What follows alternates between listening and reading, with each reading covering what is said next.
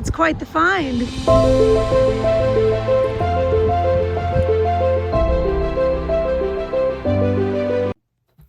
Hello friends, and welcome back to Crow's Thrifty Finds. My name is Melanie. So for this week's video, I've done this before. It's going to be kind of a little bit of everything this week. I'm going to show you all some finds that I've gotten recently, and I'm going to show you all a couple of sales that I had that I thought were pretty awesome. So my finds of the week as well as my sales of the week. So it's one of those kind of weeks. How many more times can I say week in 1 minute? Who knows? But yeah, it's been a decent week on eBay. I've been listing pretty regularly, and I'm a firm believer, although some people would disagree, that the more you list, the more you sell. And I've been listing every day, and I've been getting multiple sales every day this week. So either it's a good time to be on eBay, or it's just helpful because it's keeping my information good in the algorithm. You can hear my bird Caesar is saying hello. He's got a lot to say upstairs. But anyways, yes. So good sales week, really good.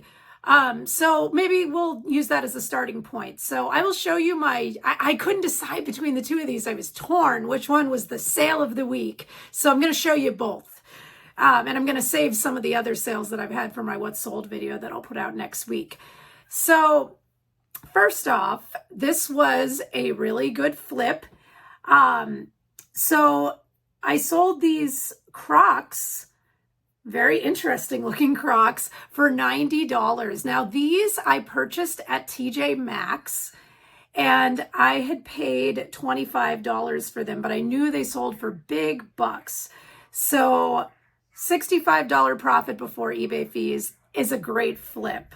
So it's a reminder to me that I need to source at Ross and TJ Maxx more because it clearly pays off. It's just the only thing is that it's a bigger money investment. That is the thing. So, you know, it's like as long as you have some cash flow, you can do that. And I do, but it just feels a little more painful when you spend $20 on an item to flip versus $2 or a quarter, you know, or something. You know, it's just not the same level of adrenaline that you get. But you have a sale like this, you're selling new stuff. Like it's a good thing. So I took it as a sign, and I went to TJ Maxx and Ross that day, and I didn't actually find anything. So I don't know what kind of sign that was, but I guess it's just not to forget about going. So there's one sale. Next, there's a pair of Birkenstocks that I sold. I got these at a garage sale. They said they were brand new. Looks like maybe they were just worn once to like try on, but never actually worn. They had them priced at $16. What a random amount, right? Maybe I was supposed to talk them down to $15 and they got what they want, but I was fine with paying $16 for brand new Birkenstocks because that is an insanely great deal. So I turned around and I sold these at a fairly, you know, good bargain price because I'm at a point where I'm just trying to get some money coming in. So I don't need to be getting maximum value, especially for shoes because they can take a while to sell. So I had these listed at $70. They sold very quickly. So that's a nice $54 profit before eBay fees. So you got the $65 profit, you got $54 profit. Those are my sales of the week. We're going off of good profits.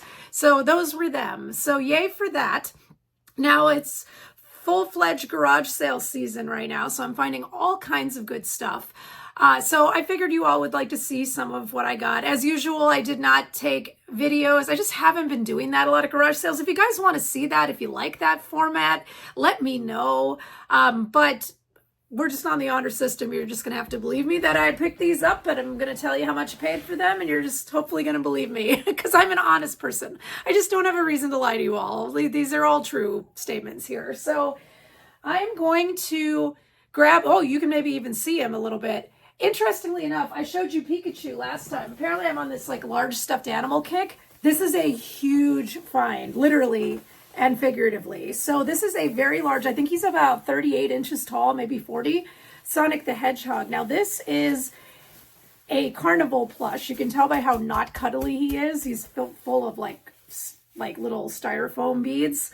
But he is licensed. This is a licensed Sonic the Hedgehog. So he's not your generic carnival plush.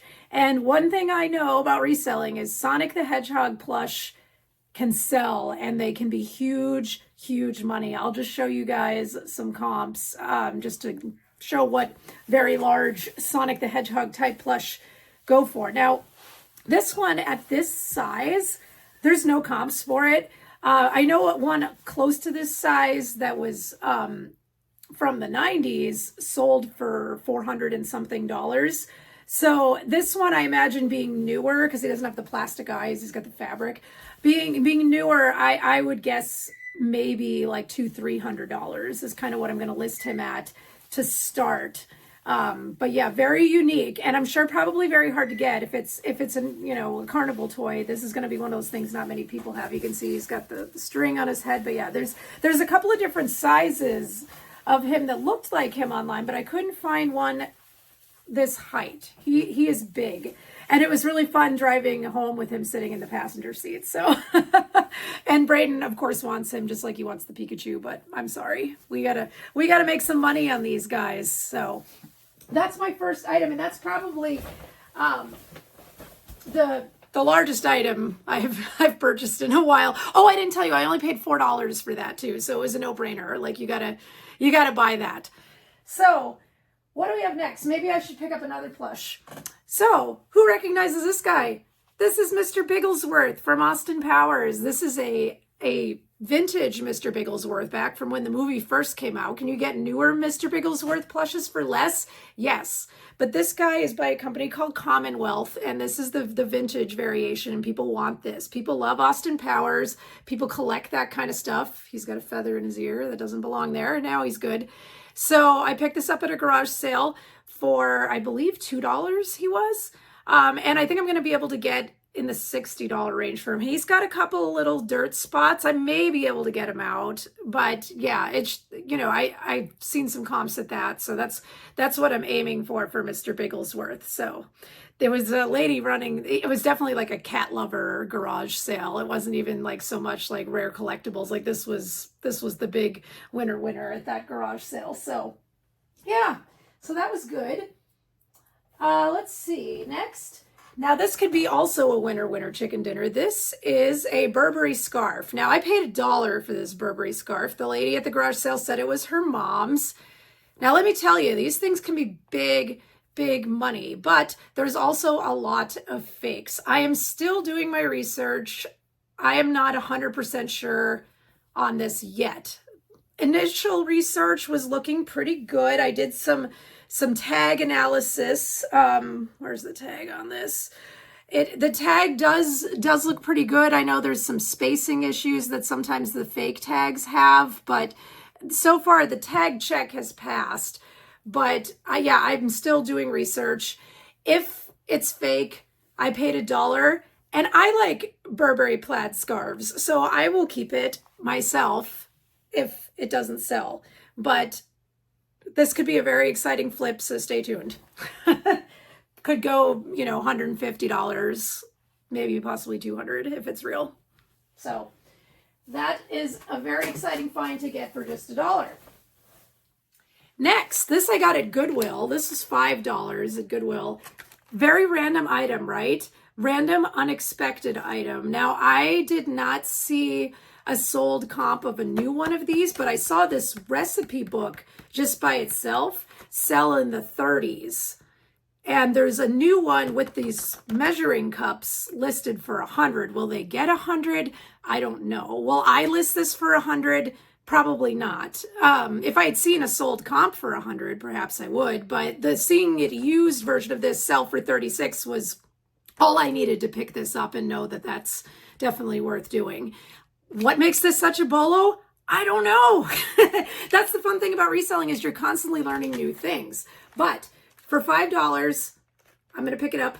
I'm going to list it for probably, I don't know, like 60 or something. So yay. Next, we have a box of Crayola crayons. Now, I've mentioned you guys them before. I'm all on the hunt for rare Crayola stuff because there are people that want these things. Now, there are versions of these listed for around $20 that are a smaller set, like half as many crayons is what comes in here. So these are dry erase crayons. I guess they work on dry erase boards, I guess, like with dry erase markers, but crayons, I guess. I don't know how popular they were, but the less popular they were, the more collectible they become, right? So for collectors, this is good. And these are new inside. So you can see Target had them on clearance for $3.48 at one point, but I'm going to list these for around $30. And I think I should be able to get a home for them very easily. This would be the only one on eBay. So, good find. Next, I have a pair of new Crocs. It's a big day to talk about Crocs. So, these Crocs are the Sanra variation. They are no longer made. And I know certain Crocs, they make slight variations to them, and sometimes they're not as comfortable, because I bought flats that I love to pieces, and then I bought them again in this newer variation and they were not comfortable. So I bet these are super comfortable, because these things are selling for big resale value. This particular style looks really cheap, right? With these rubber rings, it's but people want these for real. I've seen used ones sell in the mid-30s. So I am going to double that. I'm pretty sure I saw a new pair even sell close to 100. So there is money to be made on Crocs. So not only did I sell a pair this week, I also bought a pair this week. So these I paid, I believe $6 for at a thrift store. So that was a great deal. I'm gonna make some good money on those. Next, from the same garage sale that I got, that Burberry scarf which I purchased for $1. I don't think I mentioned that. I also purchased this knife for $1. Now, this is a Wusthof knife, and these things are big money. So I looked these up, and it sells in the 50s used. So these are very expensive German knives, and it's a very good thing to find them. So you should be on the lookout for these Wusthof knives. I think there's even some good blocks that I've sold before. It's been a little while, but if you can find a block knife set of Wusthof that you can get for cheap, that's great. I love finding this kind of stuff, because it's just not the everyday stuff that a lot of people are looking for. So, and these things are out there. So that was a great find. Next, I'm going to show you a series of things that I got all from the same garage sale. I paid $40 for all of these. So you could kind of say $10 each if you want to look at it that way. So this is a model kit. People love horror stuff. This is Chamber of Horror's guillotine, plastic set. I don't really know what it is. I just looked it up, and it sells in the $40, $50 range new, and this is new. So definitely excited to sell that.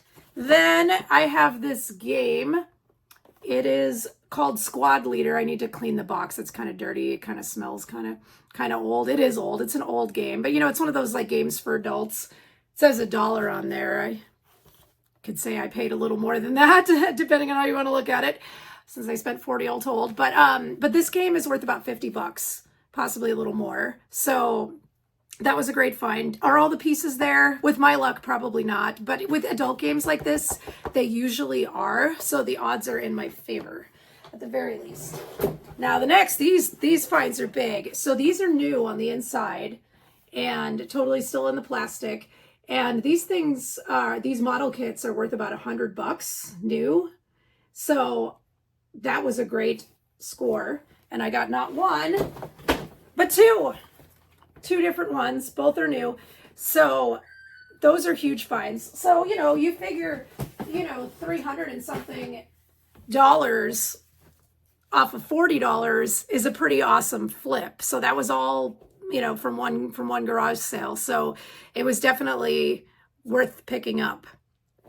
And that's going to complete the video for today. So hopefully you all enjoyed it. Hopefully you all learned some things to be on the lookout for when you're out and about at garage sales. Feel free to share anything that you found recently that you're really excited about. I love vibing off of others' finds. It's just such a wonderful thing. I know Wick at Flipping Junk and I often message each other about our finds and just share that enthusiasm. And it's just kind of a fun thing to do. So feel free to leave a comment, or just leave a comment and say hi, whatever you'd like. But that's going to wrap it up for now. Until next week, my name is Melanie. This channel's name is Crow's Thrifty Finds. I'll see you next time.